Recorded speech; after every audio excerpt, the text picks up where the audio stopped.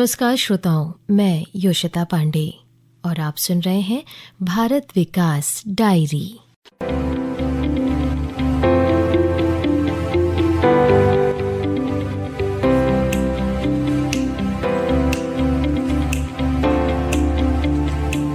आकाशवाणी समाचार देहरादून के इस विशेष कार्यक्रम के आज के इस अंक में आपको लेकर चलते हैं उत्तराखंड गढ़वाल मंडल के टिहरी जिले में। कार्यक्रम में आज हम बात करेंगे टिहरी गढ़वाल संसदीय क्षेत्र के बारे में। श्रोताओं, आपको बता दें कि टिहरी गढ़वाल संसदीय क्षेत्र के अंतर्गत टिहरी जिले की 4 विधानसभाएं घनसाली, प्रतापनगर, टिहरी और धनौल्टी शामिल हैं। घनसाली विधानसभा क्षेत्र में कुल मतदाताओं की संख्या 94,326 है, जिसमें महिला मतदाताओं की संख्या 46,568 है और पुरुष मतदाताओं की संख्या 47,758 है।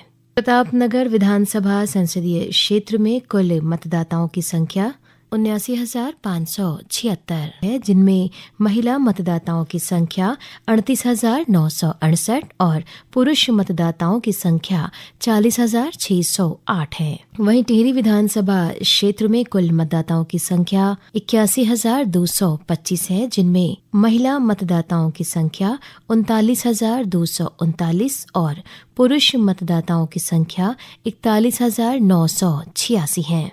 साथ ही धनौल्टी विधानसभा क्षेत्र में कुल मतदाताओं की संख्या 85,803 है, जिनमें महिला मतदाताओं की संख्या 41,277 और पुरुष मतदाताओं की संख्या 44,526 है। टिहरी गढ़वाल निर्वाचन क्षेत्र के बारे में और जानकारी दे रहे हैं हमारे क्षेत्रीय प्रतिनिधि जयप्रकाश कुकरेती। मैं जयप्रकाश कुकरेती आज आपको टिहरी संसदीय क्षेत्र के बारे में जानकारी दे रहा हूँ। पंवार वंशीय राजाओं की राजधानी रही टिहरी को देश की नंबर 1 लोकसभा सीट होने का गौरव प्राप्त है। राजशाही से पहले 1815 में टिहरी एक धुनारों का गांव मात्र था, जो लोगों को भिलंगना एवं भगीरथी नदी से आर पार कराने का काम करते थे। टिहरी भले ही राजाओं का राज रहा हो, लेकिन टिहरी रियासत कभी किसी के अधीन नहीं रही। 1947 में देश आजाद हुआ, लेकिन टिहरी हिंदुस्तान में 1949 में शामिल हुई।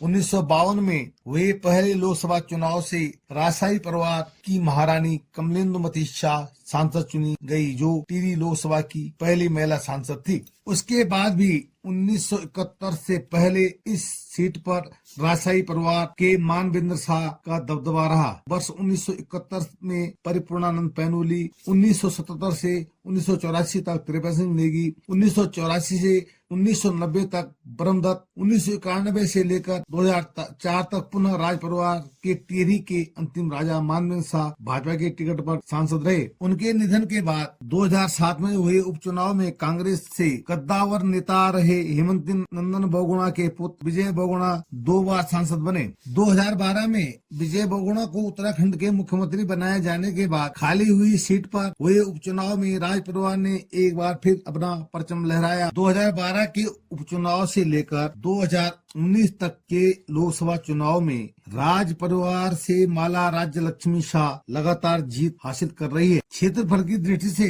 टिहरी 3642 वर्ग किलोमीटर क्षेत्र में फैला हुआ है, जिसका आकार तितली जैसा है। टिहरी जिले की सीमाएं उत्तरकाशी, देहरादून, पौड़ी और रुद्रप्रयाग से जुड़ी हुई है। टिहरी जिले की जनसंख्या 6,18,931 है। यहाँ की साक्षरता दर 76.36% है, जिसमें महिलाओं की साक्षरता दर 68.28, जबकि पुरुषों की साक्षरता दर 79.76% है। यह लोकसभा सीट पहाड़ी व मैदानी क्षेत्रों में फैली हुई है। जिले में कुल 6 विधानसभाएं हैं तथा 12 तहसील व 9 विकास खंड है। टिहरी लोकसभा सीट में देहरादून की 10 सीटों में 7 सीट, उत्तरकाशी की 3 सीटों में से सभी 3 सीट व टिहरी विधानसभा की 6 सीटों में से 4 सीट घनसाली, प्रतापनगर, टिहरी तथा धनौल्टी विधानसभा टिहरी लोकसभा क्षेत्र में शामिल है। जबकि गत परिसीमन के बाद नयनगर व देवप्रयाग विधानसभा क्षेत्रों को पौड़ी लोकसभा सीट में शामिल किया गया है। स्वामी राम तीर्थ की तपस्थली श्रीदेव सुमन बीसी गब्बर सिंह, माधो सिंह भंडारी व उत्तराखंड के गांधी के नाम से प्रसिद्ध उत्तराखंड राज्य आंदोलन के प्रणेता स्वर्गीय इंद्रमणि बडोनी की जन्मभूमि व कर्मभूमि टिहरी रही है। वैसे तो टिहरी में 52 सिद्धपीठों में से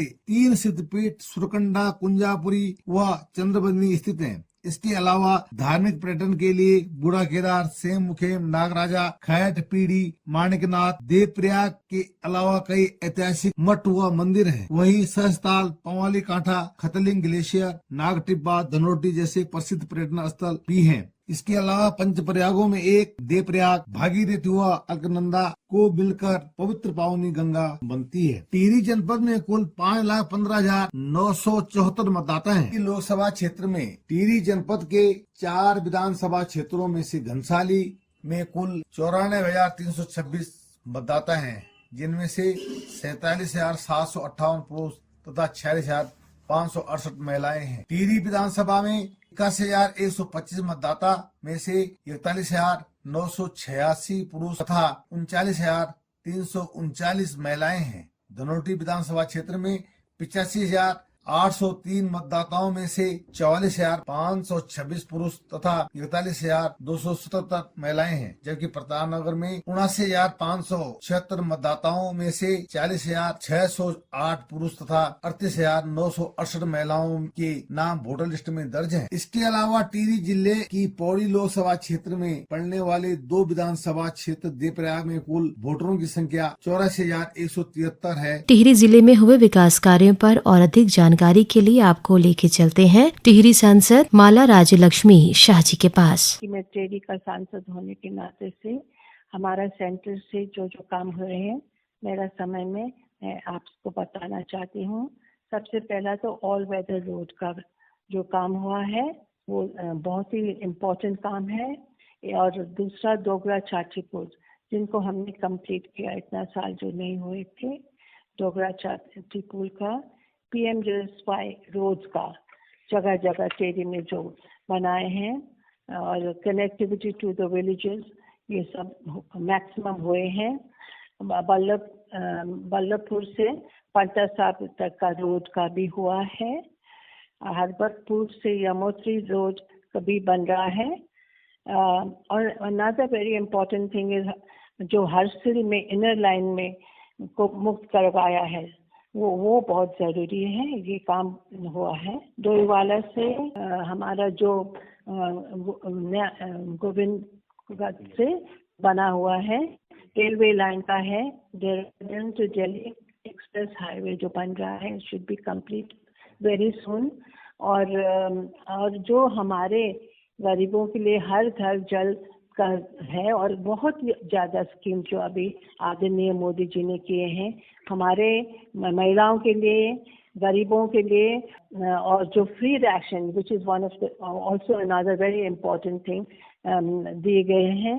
और मुझे लगता है मेडिसिन, हॉस्पिटल, स्कूल्स, कॉलेजेस और हर एक व्यक्ति, अंतिम व्यक्ति तक के लिए जो काम आदरणीय मोदी जी ने किए हैं, हम लोग क्योंकि हम सेंटर से आते हैं, ये सब काम हुआ है मेरा कॉन्स्टिट्यूंसी में और सब जगह। और मैं इसीलिए आदरणीय मोदी जी को धन्यवाद देना चाहती हूँ। और जो काम हुए हैं और आगे भी काम होंगे, मैं यही कहना चाहती हूँ। और थैंक यू सो मच। कार्यक्रम को आगे बढ़ाते हुए चलिए हम आपको लेकर के चलते हैं। टिहरी जिले में हुए विकास कार्यों के बारे में हमें जानकारी दे रहे हैं क्षेत्रीय विधायक किशोर कुमार जी। सबसे बड़ी बात यह है कि हमारे यशस्वी प्रधानमंत्री नरेंद्र मोदी जी का उत्तराखंड से, हिमालय से, माँ गंगा से और विशेषकर भगवान केदारनाथ से, उसमें उनकी असीम श्रद्धा है। तो जब किसी के प्रति श्रद्धा होती है तो वहाँ के लिए कार्य करने में आदमी को आनंद की। आज आप देखिए यहाँ हरिद्वार से, और तब चाहे बद्रीनाथ हो, केदारनाथ हो, गंगोत्री हो, यमुनोत्री हो, यहाँ तक कि नई टिहरी जो एक पर्यटन केंद्र के रूप में स्थापित हो रहा है। आप ऋषिकेश से 1.5 घंटे में जो है हम नई टिहरी पहुंच जाते हैं। जो चार धाम की जो सड़कें हैं और ऋषिकेश से और नई टिहरी चंबा यहाँ तक की जो भागीरथीपुरम है, जहाँ पर हमारा टिहरी बांध स्थापित है, और वहाँ पर अभी हम लोगों ने अंतर्राष्ट्रीय स्तर की जल क्रीड़ा प्रतियोगिताओं का भी आयोजन किया। वो भी मोदी जी की देन है, जिससे यहाँ के बच्चे राष्ट्रीय और अंतर्राष्ट्रीय स्तर पर अपना टिहरी का और भारत का नाम जो है आगे बढ़ाने का काम करेंगे। उसी तरह से अभी परसों ही जो हमारा केंद्रीय विद्यालय है, लगभग 40 करोड़ की उसकी बिल्डिंग बनने जा रही है। उसके अलावा आप ये देखेंगे कि जितने भी हमारे लाभार्थी जो आजकल हमारे कार्यक्रम चल रहे हैं, उसमें आयुष्मान कार्ड से लेकर के गरीब आदमी को 5 लाख का चिकित्सा सुविधा वो निःशुल्क मिल रही है, गरीबों को अनाज मिल रहा है। और इसके अलावा हमारी कोशिश है कि ये टिहरी को एक जिस तरह से उसका गौरव है, जैसे मोदी जी ने काशी में कहा 2014 के चुनाव में कि गंगा ने मुझे बुलाया और गंगा माँ का उनको आशीर्वाद मिला, उसी तरह से ये टिहरी जो गंगा की जन्मदात्री धरती है उसको विकास के रूप में, और टिहरी में इतनी क्षमता है, जिस तरह से अभी हमारा जो ये पीएसपी है जिसमें 1000 मेगावाट बिजली और पैदा होगी, उसकी जो टरबाइन है वो स्थापित की जा चुकी है, एक टरबाइन, और भरोसा है कि अगले महीने या इस बीच में जो है इस देश को 1000 मेगावाट बिजली और दी जाएगी। तो इस तरह से शिक्षा के क्षेत्र में, और अभी हम मेडिकल कॉलेज के लिए भी उनसे हमने निवेदन किया है कि एक अस्पताल और मेडिकल कॉलेज की यहाँ पर स्थापना की जाए युवाओं के लिए। जो और हमारी यहाँ से डडूर से जिस तरह से मशरूम के उत्पादन में उन्होंने वहाँ के नौजवानों को संदेश देने का काम किया खुद प्रधानमंत्री जी ने, तो इस तरह से बहुत से हैं युवाओं के लिए और विशेषकर महिलाओं के लिए। अब लखपति जो हमारी बहनों के लिए जो योजना है, इस तरह से बहुत सी योजनाएं हैं। अब उसको बहुत समय लगेगा आपको भी जो है वो सब योजनाएं बताने में, तो योजनाओं की कोई कमी नहीं है, हम उनका लाभ उठा सके, ये मैं टिहरी की जनता से निवेदन करना चाहता हूँ। आप सुन रहे हैं भारत विकास डायरी। ये कार्यक्रम आप हमारे news on AIR official YouTube channel, website news on AIR और अन्य सोशल मीडिया प्लेटफॉर्म पर भी सुन सकते हैं। इसी के साथ मैं योशिता पांडे आप सभी श्रोताओं से विदा लेती हूँ। कार्यक्रम सुनने के लिए आप सभी श्रोताओं का बहुत धन्यवाद। हम फिर मिलेंगे कार्यक्रम की नई कड़ी में एक नए संसदीय क्षेत्र में हुए विकास की ढेर सारी बातों और रोचक जानकारियों के साथ। आपको ये कार्यक्रम कैसा लगा, हमें हमारी email rnu.dehradun@gmail.com पर जरूर भेजें। नमस्कार।